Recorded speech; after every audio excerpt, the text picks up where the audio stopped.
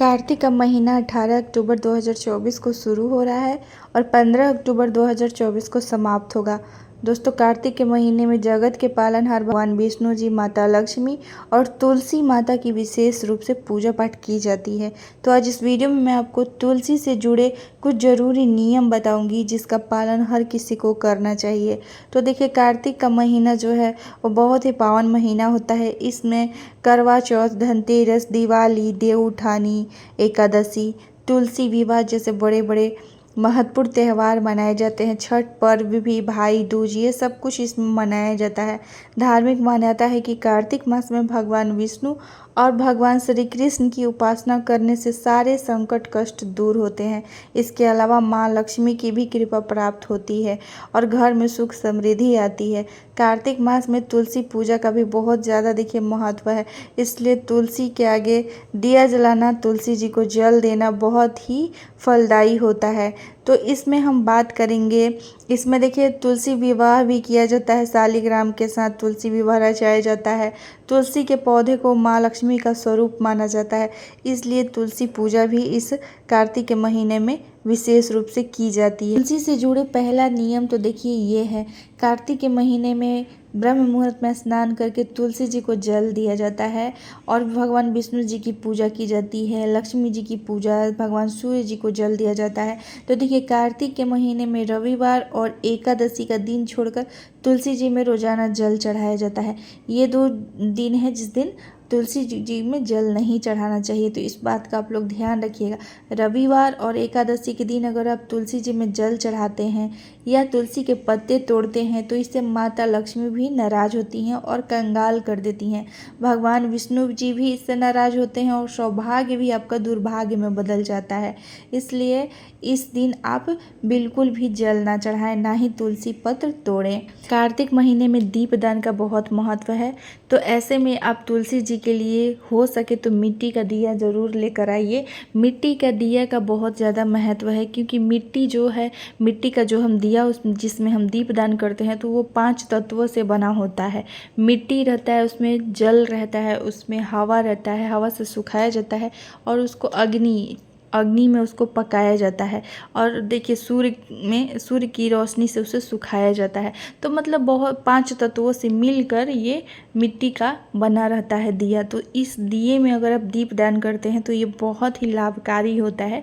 तो ये आप लेकर आ जाएं और सुबह में भी इसी में दिया दिखाएं और शाम के लिए दूसरे मिट्टी का दिया का प्रयोग करें। तो इस तरीके से आप गिनती करके और दिया ला के आप रख सकती हैं दीपदान के लिए तुलसी जी के आगे। और तुलसी जी के आगे जब दीपक आप जलाएं तो दीपक जब बुझ जाए तो आप कुछ देर बाद आपको हटा देना चाहिए। वहाँ मतलब दिया जलते हुए देखिए, ये चीज़ आप कर सकते हैं कि अगर आपने सुबह में जलाया है तो शाम में वो दिया हटा लीजिए और दूसरा दिया लगा दीजिए, और अगर सुबह में आपने शाम में जलाया है तो उसको सुबह में हटा दीजिए। तो इस प्रकार से, और वो सारे मिट्टी की दियों को वहीं पे नहीं छोड़ना चाहिए, रोज़ हटाने का आप नियम बना लीजिएगा। अगर इस तरीके से उतना दिन आप रखे रहिएगा तो वहाँ पूरा जमावड़ा हो जाएगा, तो ये गलती आप लोग मत करिएगा। उसके बाद देखिए, नियम बहुत से हैं, आप लोग अगर मानेंगे तो मानना चाहिए। तुलसी जी का पौधा बहुत ही पवित्र होता है, औषधीय होता है, तो इसका ध्यान बहुत ही रखना चाहिए। साफ सफाई का भी ध्यान रखना चाहिए। तुलसी जी के गमले को कभी भी गंदी जगहों पे नहीं रखना चाहिए, ना ही तुलसी जी के आसपास कभी भी कांटेदार पौधे जैसे गुलाब हो गए, कैक्टस हो गए, इस प्रकार के शो प्लांट होते हैं बहुत सारे कटीले, तो वो सब आसपास नहीं रखना चाहिए। तुलसी जी का पौधा आपको अलग स्थान पर रखना चाहिए बाकी सब फूलों से। उनका पूजा का स्थान है, मतलब पूजा किया जाता है उनका, तो थोड़ा विशेष रूप से उनको अलग स्थान आपको देना चाहिए।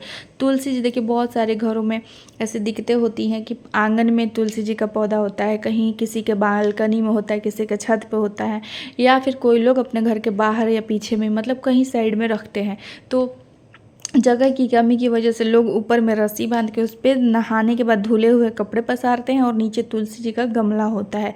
तो इस बातों का ध्यान रखें कि कभी भी गमले से, मतलब गमले के ऊपर रस्सी जो बंधी है उस पर कपड़े नहीं डालें। रस्सी बांधनी ही नहीं चाहिए आपको तुलसी जी के ऊपर, ठीक है, क्योंकि कपड़े पुरुष के हो चाहे महिला के हो, किसी भी किसी के भी कपड़े नहीं पसारने चाहिए गीले या फिर सूखे कपड़े। तो इन बातों का ध्यान रखिएगा। साथ ही तुलसी जी के गमले के ऊपर किसी भी प्रकार का स्टैंड है अगर, तो उसके ऊपर दूसरा गमला आपको नहीं चढ़ाना चाहिए कि उस पर भी रख दूँ, कि उसके पानी जो है तुलसी जी के गमले में नहीं आना चाहिए। उसके बाद देखिए बहुत लोग अपना तुलसी जी का पौधा बालकनी में रखते हैं, और जो लोग फ्लैट वगैरह में रहते हैं उनकी बात कर रही हूँ, तो उनका घर ऊपर मतलब दूसरे लोग भी रहते हैं उनके घर के ऊपर वाले बिल्डिंग में। तो वो क्या होता है, ऊपर वाले फ्लैट के लोग जैसे किसी तरीके का कुल्ला किए, पानी का छींटा मारे या फिर किसी भी प्रकार का पानी जैसे फेंके, तो उसका छींटा ज़रूर ही, जैसे कपड़े ही निचोड़े तो उसका छींटा ज़रूर ही आके आपके बालकनी में पड़ता है थोड़ा बहुत। तो इन बातों का भी ध्यान रखना चाहिए कि तुलसी जी का गमला ऐसा स्थान पे रखें कि जहाँ पे उनके ऊपर कहीं से किसी भी तरह का पानी का छींटा ना पड़े।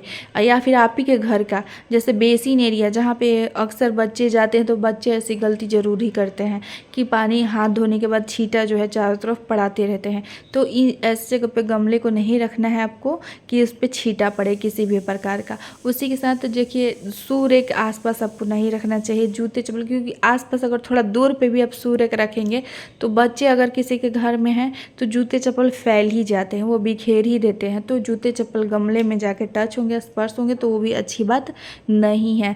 तो इसलिए अपने सूर्य का व्यवस्था बहुत ही दूर अलग आपको कर देना चाहिए।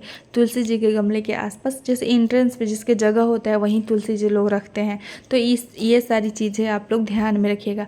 उसके बाद बताना चाहूँगी बहुत लोग घर का जैसे कचरा निकला, जैसे कागज़ हो गया और प्लास्टिक हो गया, तो लोग एक जगह करके उसको जला देते हैं ताकि कचरा ना लगे, फैले ना। तो जलाना देखिए ठीक है, जला के थोड़ा सा हो जाता है कचरा, तो वो साफ़ सफाई एक तरह से साफ़ हो जाता है घर।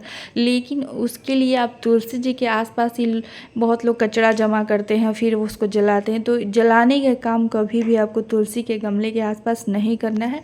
तो वो जो धुआं होता है तुलसी के पत्तों को लगेगा, तो वो एक तरह से आप अच्छा काम नहीं करें, तो ये चीज़ कभी भी मत करिएगा। उसके बाद बताना चाहूँगी कि तुलसी के गमले के आसपास आपको झाड़ू, वाइपर, पोछा मारना, मतलब मोप वगैरह ऐसा सारा कुछ नहीं आपको रखना चाहिए। उसके बाद देखिए तुलसी जी के गमले में कभी भी वेस्ट पानी जो होता है, जैसे कि कोई पूजा पाठ हम किए तो उसका पानी हो गया, मतलब कलश का, या तो फिर एसी वाला पानी हो गया, या फिर बारिश का पानी इकट्ठा है तो वो पानी, या फिर किसी भी प्रकार का पानी जिससे वेस्ट हो रहा है, तो उसको बाकी फूलों में आप डाल सकते हैं, लेकिन जो पूजनीय पौधे हैं उनमें नहीं डालने चाहिए, तुलसी के पौधे में भी नहीं डालने चाहिए। तो इन बातों का भी आप ध्यान रखिएगा। साथ ही में जैसे आपको एक चीज़ और बताती हूँ कि जब हम घर में, मतलब बहुत लोग एंट्रेंस पे तुलसी जी का पौधा बाकी गमलों के साथ रख देते हैं साइड में, तो लोग आते जाते हैं, देखिए लोग ना, आदमी हो चाहे औरत, हमेशा शुद्ध अवस्था में नहीं रहते, अशुद्ध अवस्था में भी रहते हैं।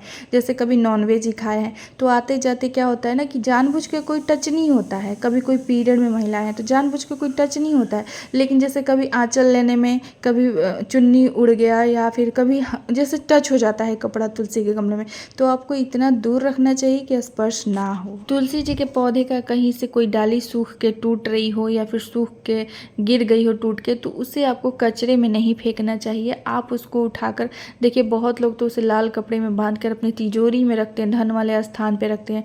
लेकिन आपको अगर विश्वास है तो आप भी रख सकते हैं, नहीं विश्वास है तो आपको फेंकना नहीं चाहिए। आपको वो जो झाड़ी जैसे, मतलब झाड़ी नुमा जो डाली निकलती है, आपको उसको तोड़ तोड़ के उसी गमले में डाल देना चाहिए, या तो फिर कोई ऐसा स्थान पे रख दीजिए जहाँ पे वो गंदी जगह पे नहीं रखनी चाहिए, जहाँ पे कोई लांघे ना, किसी के पैर ना पड़े, कोई वहाँ पे किसी भी गंदी चीज़ों को ना फेंके, वैसी जगह पे रखना चाहिए।